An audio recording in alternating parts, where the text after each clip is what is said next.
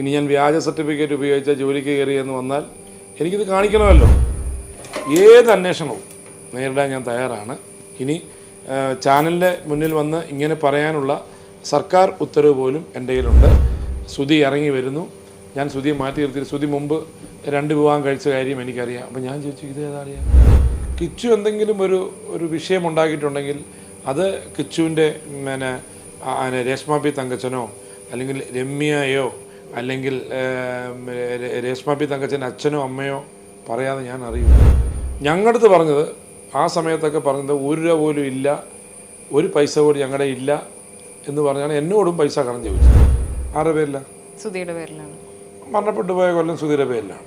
അപ്പോൾ ആ പേരിലല്ലേ വാങ്ങത്തുള്ളൂ. ആ ഒരു ഐഡൻറ്റിറ്റി അല്ലേ, ഒരാൾക്കൊരു ഐഡൻറ്റിറ്റി ഉണ്ടല്ലോ. ഐഡൻറ്റിറ്റി എന്ന് പറയുന്നത് കൊല്ലം സുധിയുടെ ഐഡൻറ്റിറ്റി തന്നെയാണ്. ഇതിൻ്റെ അത് രേഷ്മ പി തങ്കച്ചെന്ന രേണു സുധി എങ്ങുമില്ല. യൂട്യൂബേഴ്സിനെ എല്ലാം വെല്ലുവിളിച്ചിട്ടുണ്ട്. നെഗറ്റീവ് കമന്റ് ഇടുന്നവരെല്ലാവരെയും അവർ വെല്ലുവിളിച്ചിട്ടുണ്ട്.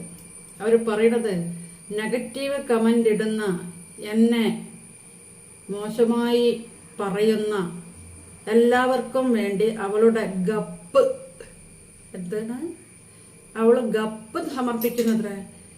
ആർക്ക് വേണമെന്ന് എൻ്റെ ഗപ്പ് നീ കൊണ്ടുപോയി പുഴുകി തിന്നെ. അത്ര ഇതിലും വലിയ കപ്പൊക്കെ ഞങ്ങൾ കണ്ടിട്ടുണ്ട്. എൻ്റെ ഗപ്പൊന്നും ഞങ്ങൾക്ക് കണ്ടിട്ട് ചെയ്യുന്ന വീഡിയോ ചെയ്യാതിരിക്കൊന്നുമില്ല. അത് വിചാരിച്ച് നീയിട്ട് മുന്നോട്ട് ഒരുപാട് വർത്താനം പറയും വേണ്ട. പിന്നെ നെഗറ്റീവ് കമന്റ് ഇടുന്നവർക്ക് ഉള്ള മറുപടി എന്ന് പറഞ്ഞാൽ, അടിക്കാനൊന്നും എന്നെ കൊണ്ടാവൂല. ഇങ്ങോട്ട് വാ അടിക്കാൻ, ഇങ്ങോട്ട് അടിക്കാൻ വന്ന് നോക്ക്, അടി കൊണ്ട് തിരിച്ചു പോകേണ്ടി വരും കേട്ടോ. നീ അത്രയൊന്നും വളർന്നിട്ടില്ല. നിന്നെ മോശമായിട്ട് പല രീതിയിലും പല പേരിലും ആളുകൾ പറയുന്നുണ്ട്. റിയാക്ഷൻ വീഡിയോ ചെയ്യുന്ന ആരും തന്നെ അത് പറയുന്നുമില്ല. അല്ലാതെ പലരും എലി, പല്ലി, ഓന്ത്, അരണ എന്നൊക്കെ പറയുന്നുണ്ട്. നമ്മളാരും അതൊന്നും പറഞ്ഞിട്ടില്ല കേട്ടോ. പിന്നെ നീ വിചാരിക്കുന്നുണ്ടാകും നീ ജയിച്ചു എന്ന്. നീ എവിടെയാണ് ജയിച്ചത്? നീ നിന്റെ ശ്രുതിയുടെ മുമ്പിലും കിച്ചുവിന്റെ മുമ്പിലും നീ ചിലപ്പോൾ ജയിച്ചിട്ടുണ്ടാകും. ശ്രുതിയുടെ മുമ്പിലും കിച്ചുവിന്റെ മുമ്പിലും അല്ലാതെ യൂട്യൂബേഴ്സിന്റെ ഒരാളെ മുന്നിലും നീ ജയിച്ചിട്ടില്ല. എനക്കിട്ട് ജയിക്കാൻ പറ്റുകയുമില്ല.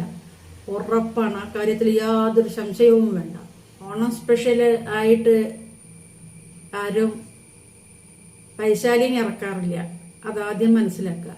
ആര് രംഭയോ പോലീസ് സ്റ്റേഷനിൽ പോയി പരാതി കൊടുത്ത് കേസ് കൊടുത്ത് നീയും നിന്റെ ചേച്ചി, നിങ്ങൾക്ക് നിങ്ങളെടുക്കണ പണിയെടുത്തോ, എടുത്ത് ജീവിച്ചോ. നീ എന്തിനാണ് മറ്റുള്ളവരെ തലയ്ക്ക് കയറാൻ വരുന്നത്? എന്തിനാണ് ഈ റിയാക്ഷൻ വീഡിയോ ചെയ്യുന്നതാണെങ്കിലും അല്ലാതെ വീഡിയോ ചെയ്യുന്നവരാണെങ്കിലും അവരുടെ കാര്യം എന്തിനാ നീ നോക്കുന്നത്? നിന്റെ തൊഴിലുമായിട്ട് മുന്നോട്ട് പോകുക, സമ്പാദിക്കുക, നീ ജീവിച്ചു പോയിക്കോളും. നീ എന്തെങ്കിലും കാണിക്കും. മോഡലിനെയും സിനിമാ നടിയെയും നമ്മളാരും ഇതുവരെ കണ്ടിട്ടില്ല. ആദ്യമായും അവസാനമായും തന്നെ മാത്രമാണ് കണ്ടിരിക്കുന്നത്. പിന്നെ കിച്ചുവിന്റെ ലൈവ് നീ ഇന്നലെ കണ്ടിരുന്നോ? കിച്ചുവിന്റെ ലൈവിൽ കിച്ചു പറയുന്നുണ്ട്, രേണുമ്മയും നോക്കിയില്ല, വീണമ്മയും നോക്കിയില്ല എന്നാ പറഞ്ഞത്. ഇപ്പൊ എങ്ങനെയുണ്ട്? നീയല്ലേ പറഞ്ഞ് നിന്റെ മോ കിച്ചു, നിന്റെ മോ കിച്ചു. കിച്ചുവിനോട് ഒരു കാര്യം ചോദിക്കട്ടെ. 20 വയസ്സിന് കൂട്ടി 22 വയസ്സിന്റെ അടുത്ത് എത്തിയിരിക്കണ കിച്ചുവിന് സ്വന്തമായിട്ട് സംസാരിക്കാൻ അറിയണം. സ്വന്തമായിട്ട് സംസാരിക്കണം. അല്ലാതെ കൂടെ ഒരു ചങ്ങാതിനെ ഇരുത്തി നീ പറയേണ്ടത് മുഴുവൻ അവൻ പറയണ. പിന്നെ അവൻ തന്നെ സ്വയം പറയാണ്, അല്ല അത് ഞാനല്ലല്ലോ പറയേണ്ടത്, ഇവനല്ലേ പറയേണ്ടതെന്ന്. അതറിഞ്ഞുകൊണ്ട് പിന്നെ എന്തിനാ മറ്റോനിത് പറയാൻ നിൽക്കുന്നത്? സപ്പോർട്ട് ചെയ്യാന്ന് പറഞ്ഞാൽ ലൈവിൽ വന്നിരുന്നിട്ട്, ലൈവ് ആരുടെ ലൈവായിരുന്നു? ലൈവാണെങ്കിലും വീഡിയോ എടുക്കുകയാണെങ്കിൽ എല്ലാത്തിലും ശ്രുതിയുടെ മകൻ കിച്ചു ഒറ്റയ്ക്ക് ചെയ്തിട്ടില്ല ഇതുവരെ. കണ്ടിരിക്കുന്ന വീഡിയോയിലെല്ലാം ഒരു തൊപ്പിയും വെച്ച് ഒരു പയ്യനെ കാണാം. എനക്കവൻ സുഹൃത്തായിരിക്കും, എൻ്റെ ഇൻറ്റിമേറ്റ് സുഹൃത്തായിരിക്കും. പക്ഷേ ഒരു വീഡിയോ ചെയ്യുമ്പോഴും അല്ലെങ്കിൽ ലൈവിൽ വന്നിരുന്നിട്ട് കമൻ്റ് അല്ല ചാറ്റിംഗ് ഉണ്ടാകും. ലൈവ് ചാറ്റിംഗ് ഉണ്ടാകുമല്ലോ. ആ ചാറ്റിങ് വരുന്നതിനൊക്കെ മറുപടി പറയുന്നത് ആ പയ്യനാണ്. നീ ഒരാളെ സപ്പോർട്ടില്ലാണ്ട് സംസാരിക്കടോ. നിനക്ക് 20-22 വയസ്സോളം ഉണ്ട്. ആ ഒറ്റയ്ക്ക് സംസാരിക്കാൻ കഴിയണം. ആ കഴിവുണ്ടെങ്കിൽ അതവിടെ തെളിയിക്കുക. എൻ്റെ ചാനൽ ചിലപ്പോൾ 100 ആയും അതിൻ്റെ മുകളിലൊക്കെ കയറിപ്പോയി നീ ആഘോഷിച്ചു, അതൊക്കെ നമ്മൾ കണ്ടിട്ടുണ്ട്. നിന്റെ ലൈവും കാണാറുണ്ട്, ഇടയ്ക്കൊക്കെ കാണാറുണ്ട്. ഇന്നലത്തെ ഞാൻ കണ്ടിരുന്നു. നീ വീണേനി രേണുവിനെയൊക്കെ തള്ളി പറയുന്നതും എല്ലാം ഞാൻ കേട്ട്. നീയും കൊള്ളാം, രേണുവും കൊള്ളാം. രേണുവിനെ പറ്റിയ മകനാണ് സുധിയുടെ മകൻ. മത്തം കുത്തിയ ഒരിക്കലും കുമ്പളം മുളയ്ക്കൂല എന്ന് പറയുന്നത് വെറുതെ അല്ല എന്നുള്ളത് ബോധ്യപ്പെട്ടല്ല. വീഡിയോ ചെയ്യുന്നവർക്കും ബോധ്യപ്പെട്ട്, വീഡിയോ കാണുന്നവർക്കും ബോധ്യപ്പെട്ട്. തങ്കച്ചൻ ഒരു കളി കളിക്കാൻ നോക്കി. തങ്കച്ചനാണ് അവനെ സ്റ്റേഷനിൽ നിന്ന് ജാമ്യത്തിൽ എടുത്തുകൊണ്ട് വന്നത് എന്നുള്ളത്, ഇറക്കിക്കൊണ്ട് വന്നത് എന്നുള്ളത്. തങ്കച്ചനല്ല, ഇവൻ നല്ല ലൈവിലിരുന്നപ്പോൾ അവൻ്റെ കൂടെ ഇരുന്ന ആ പയ്യനാണ് ഇവനെ ഇറക്കിക്കൊണ്ട് വന്നതെന്ന് പറയുന്നത്. അപ്പോൾ അവനും ഇവനും നല്ല കൂട്ടാ. പിന്നെ രേണുവിൻ്റെ ഈ നടത്തിപ്പിനൊന്നും വെറുതെ അല്ല ചെക്കൻ മിണ്ടാതിരിക്കുന്നത്. തുണി മുഴുവൻ ഇട്ടിട്ടോ അല്ലെങ്കിൽ തുണി പകുതി ഇട്ടിട്ടോ കൈ കാണിച്ചോ കാല് കാണിച്ചോ അഭിനയിച്ചോ എങ്ങനെയെങ്കിലും അവർ കാശുണ്ടാക്കിക്കോട്ടെ എന്ന് വിചാരിച്ചിട്ടുണ്ടാവും. യൂട്യൂബറൊക്കെ ആയതുകൊണ്ട് ഇവനും നല്ല വരുമാനമൊക്കെ കിട്ടുന്നുണ്ടാവും. അത്യാവശ്യം വ്യൂസൊക്കെ ഉണ്ട്, അവൻ്റെ വീഡിയോ ഒക്കെ ഉണ്ട്, അവൻ്റെ ചാനലിലൊക്കെ മോണിറ്റൈസ് ചെയ്ത് കാശൊക്കെ കിട്ടുന്നുണ്ടാകും. അവൻ്റെ സ്വന്തം ആവശ്യത്തിന് 1-2 കൊല്ലമൊക്കെ ഹെൽപ്പ് ചെയ്യുന്നതൊക്കെ ഓക്കെ. പിന്നെ പഠിത്തത്തിനൊന്നും ചിലവൊന്നുമില്ലല്ലോ, ഫ്ലവേഴ്സാണല്ലോ കൊടുക്കുന്നത്, പൈസയല്ല. പഠിക്കാനുള്ള എല്ലാ പണവും ഫ്ലവേഴ്സാണ് കൊടുക്കുന്നത്. അതുകൊണ്ട് രാഹുലിൻ്റെ കയ്യിൽ വരുന്ന പണം, അവൻ്റെ യൂട്യൂബ് വഴി കിട്ടുന്ന പണം അവൻ്റെ ആവശ്യങ്ങൾക്ക് അവൻ ചെലവഴിക്കും. അത് ചിലപ്പോൾ ദൂർത്തടിച്ചാവാം, ചങ്ങാതിമാരുടെ അടുത്ത് കറങ്ങിയാവാം, അവിടെ പോയോ ഇവിടെ പോയോ ടൂറ് പോയോ എങ്ങനെയെങ്കിലും പണം തീർക്കണം. ഇപ്പോഴത്തെ ജനറേഷൻ്റെ ഒരു കാര്യം, ഈ തൊലിക്കട്ടി എന്ന് പറയും. ചിലർ പറയും തൊലിക്കട്ടി ആഭാരം തന്നെയാണ്.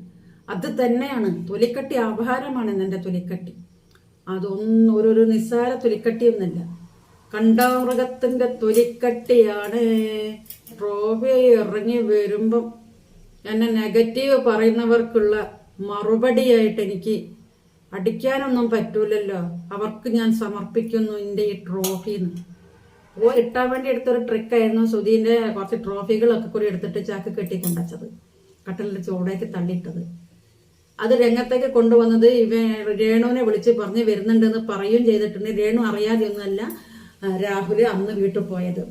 രേണുവിനെ വിളിച്ച് പറഞ്ഞ് രേണു ഷൂട്ടിലാണ് ഞാനെന്ന് പറഞ്ഞു. ആ സമയം അവൻ പോയിട്ട് ഇതൊക്കെ എടുത്തിട്ട് വീഡിയോ എടുത്തിട്ട് ഇട്ട്. സുധിയുടെ ട്രോഫികളെല്ലാം ചാക്ക് കെട്ടി കട്ടിലിൻ്റെ അടിയിൽ ഇട്ടിട്ടുണ്ടെന്നും രേണുവിൻ്റെ ട്രോഫികളെല്ലാം മേശപ്പുറത്ത് വെച്ചിട്ടുണ്ടെന്നും പറഞ്ഞപ്പോൾ ഈ ട്രോഫികളൊക്കെ വെക്കാൻ വേണ്ടി ഷെൽഫ് പണിത് കൊടുക്കാമെന്ന് പറഞ്ഞെന്ന് പറയുന്നുണ്ട്. ആ ഷെൽഫ് കിട്ടാൻ വേണ്ടിയിട്ട് രേണുവും പിന്നെ രാഹുലും കൂടി ചേർന്ന് ഉണ്ടാക്കിയ ഒരു വീഡിയോ ആണിത്. അത്രയും മനസ്സിലാക്കാനുള്ള ബുദ്ധിയൊക്കെ നമുക്കൊക്കെ ഉണ്ട്. ആരുടെയെങ്കിലും പണം കൊണ്ട് ജീവിച്ച് പോവുക, അധ്വാനിക്കാൻ പാടില്ല. എന്താ ഇപ്പോൾ വൈശാലിന്ന് ഉപമിക്കാൻ തന്നെ പറ്റൂല.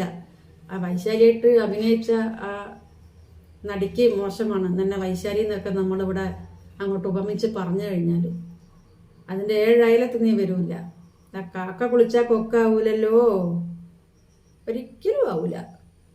എല്ലാവരും എൻ്റെ വീഡിയോ കണ്ട് ലൈക്ക്, ഷെയർ, കമൻറ്റ്, സബ്സ്ക്രൈബ്, ഒരു ഹൈപ്പ് കൂടെ ഉണ്ട്. കമൻ്റ് ഇടുന്നിടത്തിൽ ടച്ച് ചെയ്യുമ്പോൾ കാണാം. ആ ഹൈപ്പ് കൂടെ ഒന്ന് തന്നേക്കണേ. അപ്പം എല്ലാവർക്കും ടാറ്റാ, ബൈ ബൈ.